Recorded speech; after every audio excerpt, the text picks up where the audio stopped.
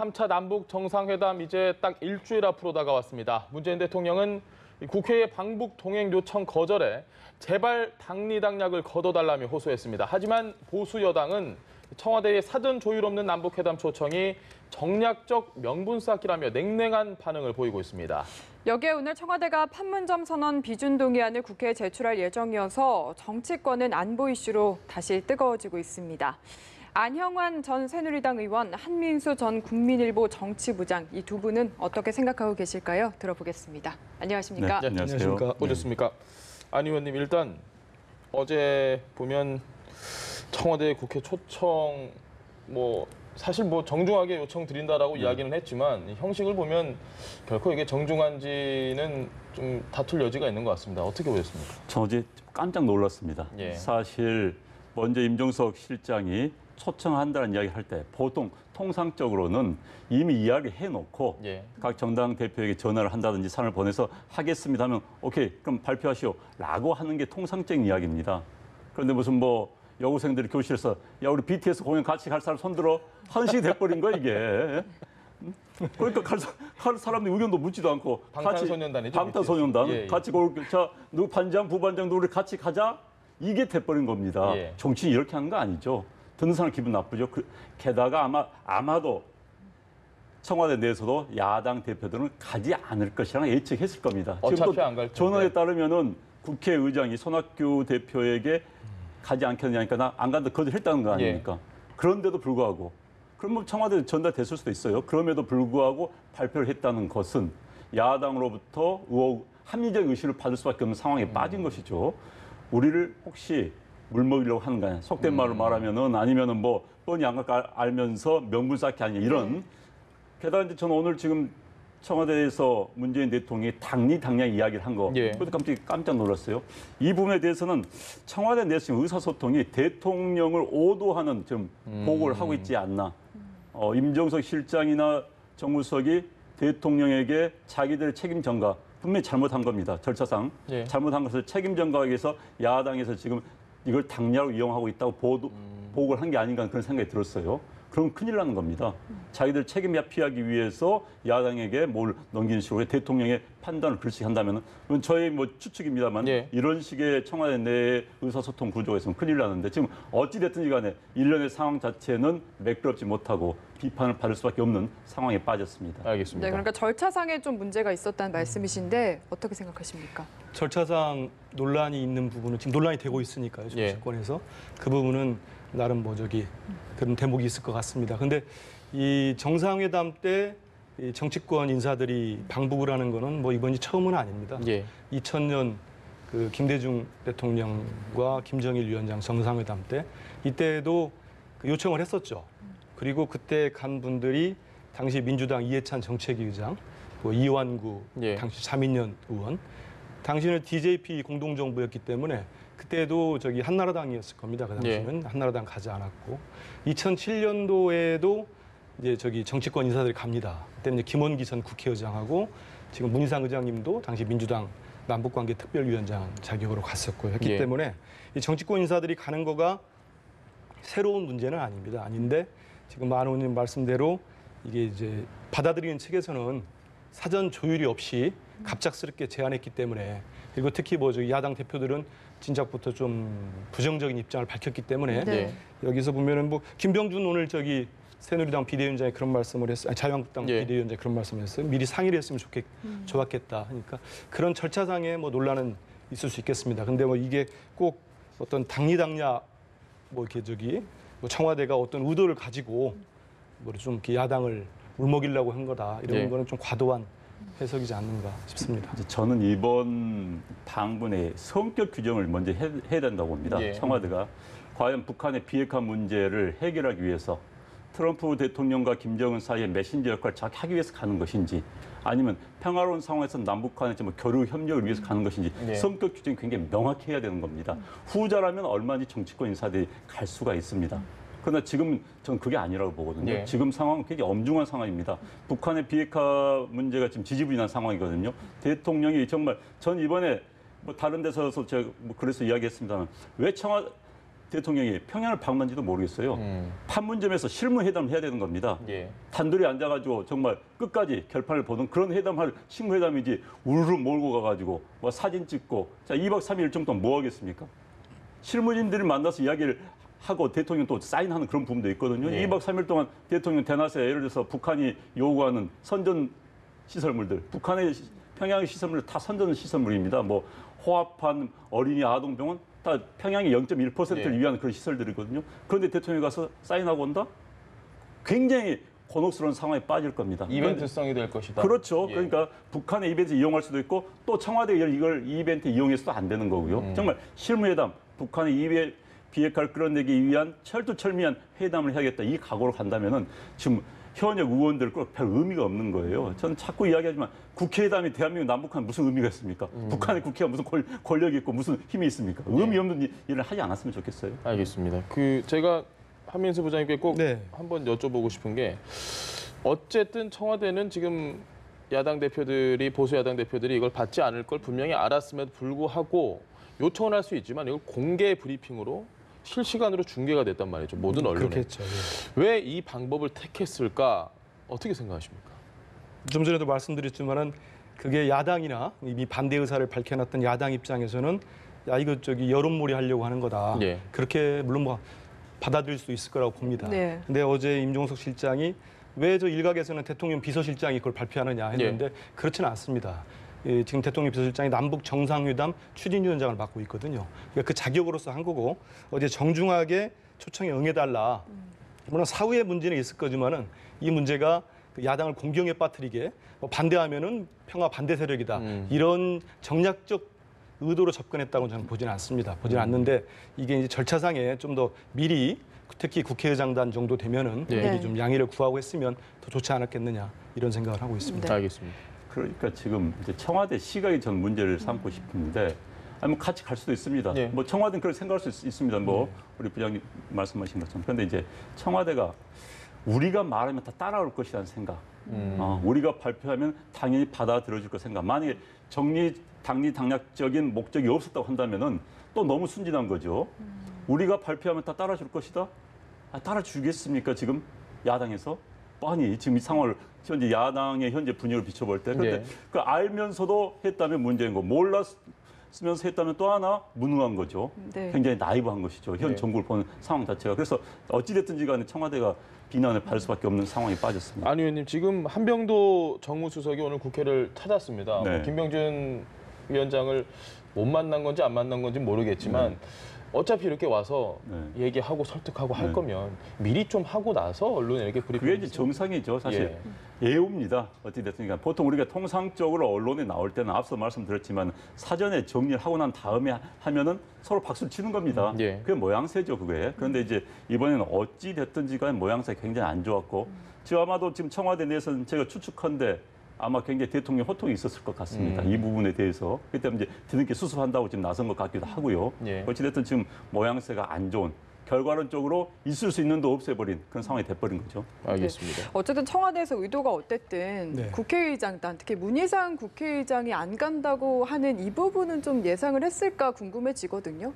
또 문 의장의 속내, 뭐 일정 핑계를 대기는 했지만 사실 뭐 자존심이 상했다 이런 식의 뉘앙스를 풍긴 것 같기도 하고요. 어떻게 보십니까?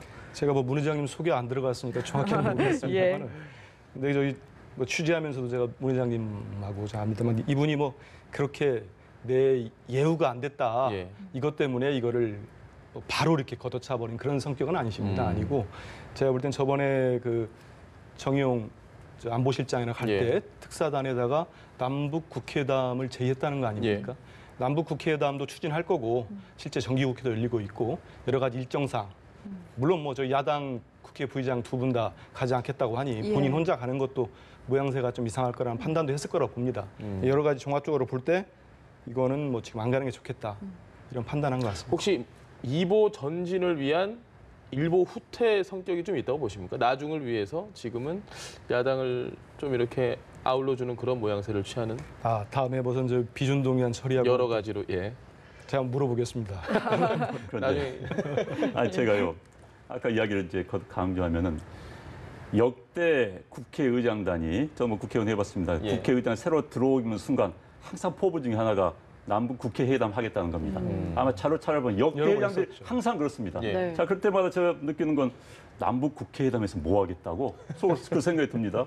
북한의 국회라는 게요, 이제 최고인민위원회입니다. 예. 최고인민위 상임위원장이 김영남이죠. 예. 김영남 꼭두각시입니다. 누가 김영남을 핵심 인사로 하겠습니까? 물론 상징적인 의미가 있다고 하지만 거둘 수 있는 게 없습니다. 네. 이제 북한에서는 남북 만약에 이제 국회의장 한다면 남북 정치 협상으로 가는 겁니다. 남북 정치 협상. 그러면 제 정당 사회단체가 한꺼번에 모인 정치 협상 하자고 이어질 수밖에 없습니다. 논리적으로.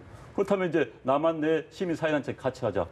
우리는 대의제 민주주의 국가입니다. 북한은 시스템 자체가 틀려요. 우리는 대의제 선출된 권력만이 권력을 갈 수 있는 겁니다. 그러니까 예. 국회가 나설 수 있는 겁니다. 그런데 북한은 이제 선출되지 않는 무슨 시민 사회단체 모아서 같이 하자 이 상황까지 빤히 보이거든요. 그런데 이제 역대 국회의장들이 대한민국의 의전설 제2인자로서 뭔가 해야 될 것 같은 그런 강박관념 때문에 남북 정상회담을 하자고 이야기하는 겁니다. 그러나 한 번도 된 적이 없어요. 될 수도 없고요. 또 된다 하더라도 성과를 거둘 수가 없습니다.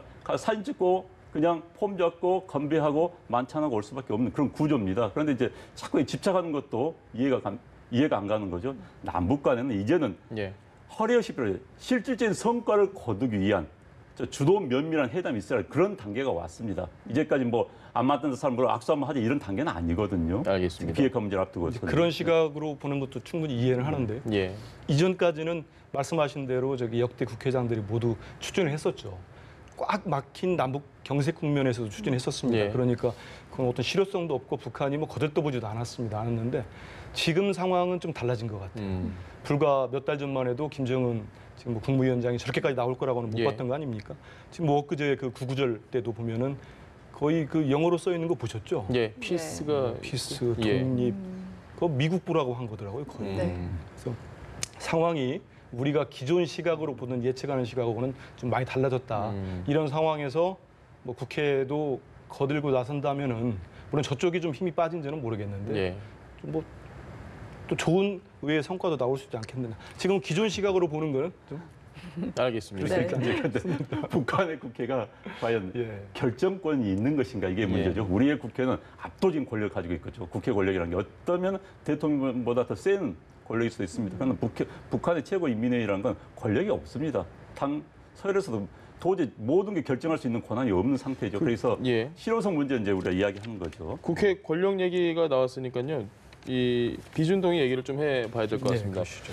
분명히 국회에서는 이거 남북 정상회담 후에 얘기해 보겠다라고 했는데 청와대가 아마 오늘 지금 아직까지는 제출 안 했다고 하는데 예정, 곧 예. 제출을 할 것으로 보입니다. 일단 강행한 이 모습 어떻게 보십니까? 여러 가지로 지금 청와대와 국회 상황이 좀 좋지 않은 것 같아요. 사이가.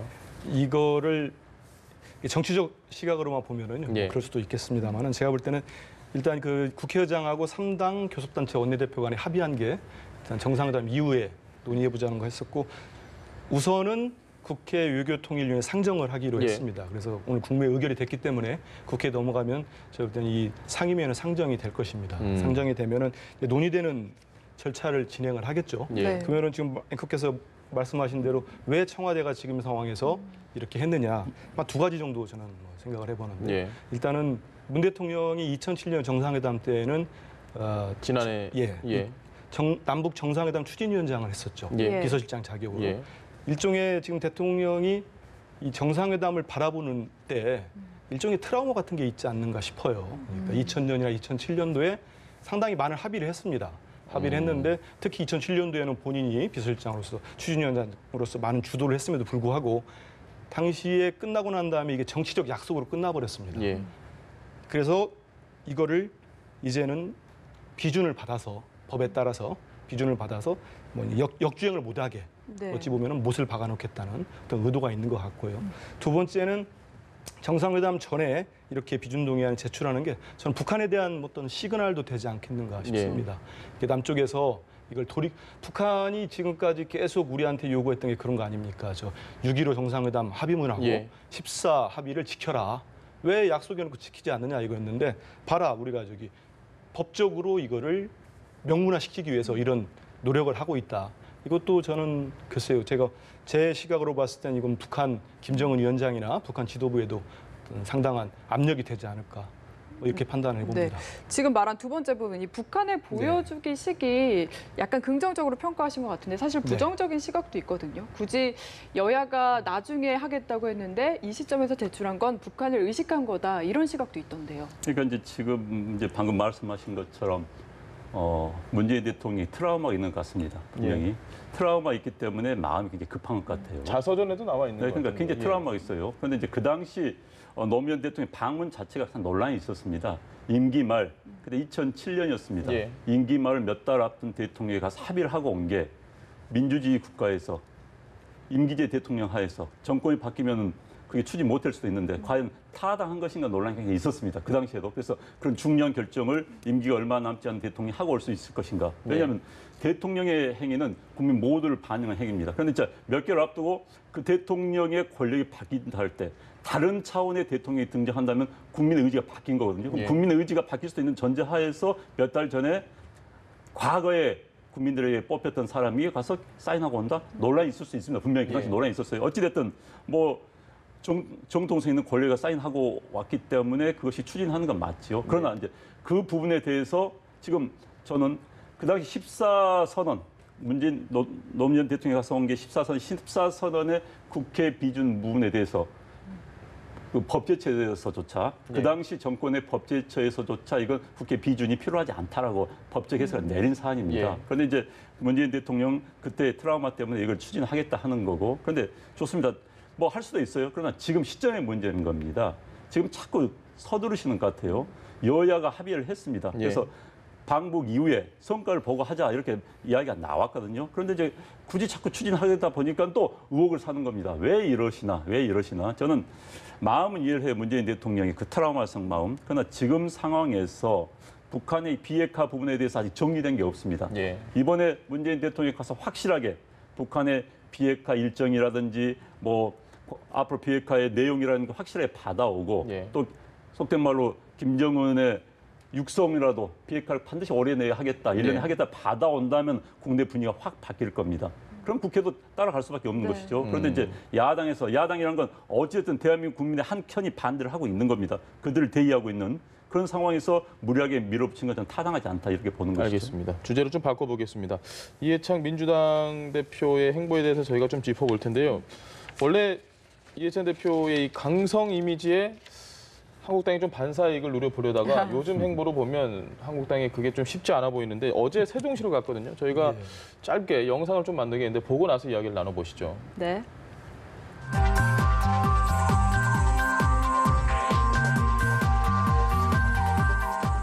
세종시는 사실상 민주당이 만든 도시입니다. 반드시 세종시의 국회구는 세종의사당이 설치될 필요가 있습니다.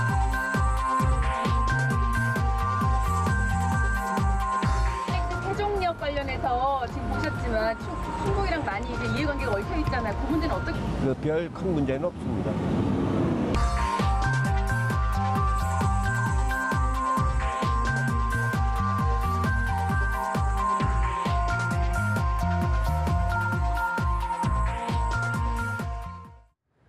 네, 저 영상을 아마 보신 시청자분들은 대충 어떤 내용인지 좀 짐작을 하실 텐데 지금 일단은 이해찬 대표가 세종시로 내려가서 거기서 이제 뭐 여러 가지 이야기도 하고 확실히 세종시가 조금은 위상이 높아져가는 느낌이 듭니다. 어떻게 보십니까? 이제 그런 질문의 배경에는 지금 이제 이해찬 총리 지역구가 세종이죠. 그래서 본인 뭐 지역구 챙기는 거 아니냐 이런 부분도 볼 수 있을 겁니다. 그런데 이미 그 이해찬 대표는 그 민주당 경선 과정에서 다음 총선에 불출마하겠다는 걸 선언했기 때문에 꼭 그런 건 아니고요. 보면은 2016년도 총선 때 무소속이었습니다만은 이해찬 그 대표가 그때 총선 공약으로 걸었죠. 이 세종시 분원 얘기를 했고 2017년 지난해 대선 때 또 문재인 후보가 당시에 또 걸었기 때문에 그런 차원에서 볼 수 있을 것 같고요. 오늘 같은 경우는 경기도에서 또 예산 정책 협의를 했습니다. 지역을 쭉 돌면서 이제 그 이 대표 입장에서도 금방 잠깐 나왔습니다. 뭐 특별한 이 지역만을 가지고 내가 뭘 하겠다 그런 건 아니고 전국을 돌고 있어요. 당 대표 자격으로서 이렇게 쭉 당이 국정 운영의 주도권을 주겠다 그런 차원에서 이 일련의 공약들하고 현안을 챙기고 있는 그런 걸로 볼 수 있고요. 부장님께서 뭐 특별하게 연관이 없다라고. 뭐 세종시 분원에 대해서는 그렇습니다. 예. 세종시 분원에 대해서 일단 의원님 생각은 어떠십니까? 그런데 이제 지역구 가면 편합니다. 지역구 가면 자기 운동장에 왔기 때문에요. 예. 얼마나 더 폼 나겠습니까? 지역구 국회 뽑아줬더니 서울 가서 당대표 되어서 왔다? 굉장히 박수를 받았을까요? 예. 물론 지역구 세종시 주민 입장에서 보더라도 자부심을 느낄 수 있는 그런 상황이죠. 게다가 집권 여당 예. 실세 대표가 왔으니까 뭐 실세 총리에다 실세 대표까지 됐으니까 별명도 많이 생겼어요. 그렇죠. 그런데 이제 부드러워졌어요. 예. 부드러워진 것은 저 굉장히 바람직하다고 봅니다. 저게 정말 본인이 연극이 아니라 예. 실제 모습에서 참 좋겠어요. 이해찬 대표가 양면성이 있습니다. 어쩔 때 굉장히 다가온 부분도 있어요. 그래서 저런 모습을 계속 보여주기를 바랐는데, 그런데 이제 앞으로 저렇게 이제 다니다 보면 곤란한 지점에 부딪힐 경우가 있습니다. KTX역 같은 경우 그렇습니다. 예. 지금 이제 저희 세종시하고 충북의 오송하고 세게 붙었거든요. 예. 그런데 본인이 지역구라고 해서 과거엔 세종시를 주장할 수 있었겠지만 이제 여당의 당대표가 됐습니다. 그래서 만약에 세종시를 이렇게 주장을 하다면은 충청북도 표가 또 문제가 될 수가 있는 거예요. 그래서 지금 이제 다니면서 폼장은 좋지만은 지역 간의 이해관계에 이제 충돌을 볼 수가 있는 겁니다. 그러나 어찌됐든 이해찬 대표가 돌아다니면서 민심을 듣고 그 민심을 국정에 반영하겠다는 시도는 굉장히 바람직스럽다 이렇게 보입니다. 알겠습니다. 지금 이 대표가 당대표 된 지 한 달 아직 채 안 됐죠. 예. 25일. 근데 제가 이쪽 저쪽 뭐 저기 오늘도 누구 좀 만나 취재를 해보니 예. 확실히 그 힘 있는 대표인 건 분명한 것 같습니다. 그러니까 지금 뭐 나오는 얘기들이 당 여권 안팎에서 이제 예전 당대표 때 있었던 얘기 한때 논란이 됐던 게 그거 아닙니까? 당대표 패싱. 예. 근데 지금 청와대 측에서도 거의 뭐 패싱은 그런 없는 분위기는 전혀 아닌 것 같아요. 그런 걸로 해서 뭐 당에서는 여당 내 뭐 당직을 갖고 있는 의원들이랄지 당직자들이랄지 이분들은 뭐 힘이 들어간 건 분명해 보입니다. 알겠습니다. 네, 이번엔 메르스 이야기를 좀 해보겠습니다. 이 내용 보시면서 3년 전 떠올리는 분들 정말 많으실 것 같은데요. 이번에도 똑같이 어떤 잘못이라고 해야 될까요? 반복이 됐거든요. 정부와 서울시 간의 엇박자, 교훈이 있어야 하는데 좀 없는 것 같습니다. 어떻게 평가하십니까? 그러니까 뭐 이제 이미 언론 보도가 됐지만은 공항에서의 예. 검역 체계가 뚫렸다. 이제 여기서부터 거기서 주도 면밀하게, 물론 우리의 바람이겠습니다만 보다 더 주도 면밀했더라면은 체크해 낼 수 있었고, 그럼 또 이런 큰 소동이 벌어지지 않았을 거다라는 이야기가 나올 수밖에 없고요. 또 방금 말씀하신 것처럼 또 3년 전에는 사실 서울시장과 또 정부가 예. 당이 달랐지요. 그 당시는 당이 달랐기 때문에 그런 충돌이 있을 수도 있다라고 어느 정도는 보여지는데 그래서는 안 되겠습니다만 예. 그러나 지금은 또 당이 같은데도 불구하고 협조가 안 되고 있다. 뭐 이런 측면이 분명히 있습니다. 게다가 이제 거기에는 박원순 시장이 좀 과도하게 나선 거 아니냐는 예. 지적이 나오고 있습니다. 박원순 시장은 사실 이제 우리 정부 행정부 관료들과 선출직 공직자와는 좀 차원이 다른데 예. 좀 과도하게 선출직 공직자스럽게 네. 서울시를 끌고 있지 않느냐. 여기서 좀 충돌의 기본적인 요건이 되지 않나 싶어요. 그냥 딱 하나만 놓고 봐서 이 메르스 관련 간부 회의를 페이스북으로 생중계했다. 이 부분에 대해서는 어떻게 보십니까? 충분히 논란이 있을 것 같습니다. 그 예. 대목에 대해서는. 근데 이제 조금 3년 전 말씀을 하셨는데 2015년 6월 이때는 지금하고는 상당히 달랐죠, 상황이. 예.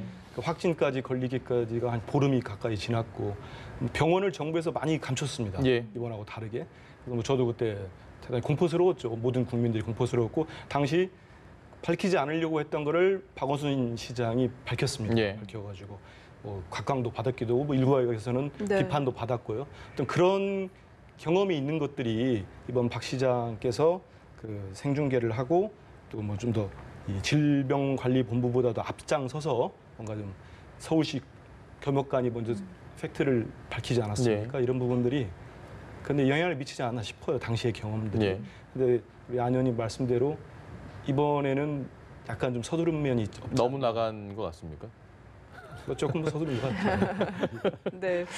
과유불급이라는 이야기가 있습니다. 네. 뭐 어찌됐든 간에 시민들한테는 그래도 철저하게 투명하게 공개를 하는 예. 정보를 공개하는 측면도 있으니까요. 뭐 긍정적 효과도 있을 거라고 봅니다. 네, 알겠습니다. 그래서 이번에 사실 병원 정보 같은 경우에는 바로바로 공개가 됐는데 지금 예. 또 이야기가 되고 있는 부분이 이 밀접 접촉자 중에 승무원들이 호텔에 네. 3일인가요? 네, 3일 네. 동안 자유롭게 머물렀는데 그 호텔은 좀 또 공개를 하지 않고 있어서 논란이 되는 것 같아요. 그러니까요. 지금 이제 여러 가지 좀 미숙한 부분들이 계속 보이고 있습니다. 이 관련해 가지고는 물론 호텔을 처음에 파악을 못할 수도 있는 거고 또 파악하고도 만약에 안 했다 한다면은 또 공개하지 않으면 문제가 되는 것이죠. 그래서 지금 여러 가지로 이제 문제가 보이고 있고요. 특히 이제 박원순 시장 이야기 나왔는데 박원순 시장이 또 병원을 갔는데 예. 이낙연 총리는 난 가지 가지 않겠다, 말라고. 가지 예. 마라. 난 이낙연 총리의 판단이 맞다고 보는 겁니다. 사실 거기 사진 찍으러 갈 이유가 없습니다. 예. 박원순 시장이 나타나서 도움 하나도 되지 않습니다. 실무자 보내는 게 훨씬 낫습니다. 굳이 점검을 하나도 없습니다. 보통 이 고관 대작이 있으신 분들이 사진 찍으러 가시는데 전 제발 그거 안 했으면 좋겠어요. 예. 이낙연 총리의 판단이 맞습니다. 그래서 박원순 시장도 뭐 본인이 과거 솔직한 말 지난번 메르스 사태는 재미 좀 봤습니다. 예. 그것 때문에 그 추억에 매달려서 이번 예. 재미 보려고 해서는 안 됩니다. 정말 냉철하게 또 이번에 또 과도한 대응 자체가 또 불안감을 부추기는 부분도 있습니다. 예. 이건 주도 면밀하게 불안감을 낮추면서 이걸 퇴치할 수 있는 그런 방안을 찾아야지 내가 나서서 뭘 이루겠다 이런 사고는 버려야 됩니다. 부장님 생각도 비슷하십니까? 이거에 대해서? 이 승무원들 뭐 호텔 이름 밝히지 않는 건 뭐 이유가 있겠죠. 예. 근데 지금 좀 전에 보니까 이 질본에서 밝힌 게 이 승무원들이 객실에서만 예. 바로 아마 통보가 간 것 같아요. 승무원들한테도 뭐죠? 밀접 예, 접촉자로. 그래서 이 식사도 방으로 전달을 했고 그래서 객실 밖으로 나오진 않았다고 하니까요. 예. 예. 이것도 뭐 그렇게 염려할 사항은 아닌 것 같긴 한데 뭐 어떤 이유인지는 좀 봐야 될 것 같습니다. 알겠습니다. 네. 그리고 또 메르스 관련해서 하나 더 이야기를 해보자면 지금 택시 기사와 이 첫 번째 확진 환자 이 부분에 대한 이야기가 많거든요. 그러니까 좀 거짓말한 게 아닌가. 택시 기사 같은 경우에는 그 확진 환자가 네. 탄 이후에 23명이나 더 손님을 태웠는데 그 부분을 이야기하지 않았거든요.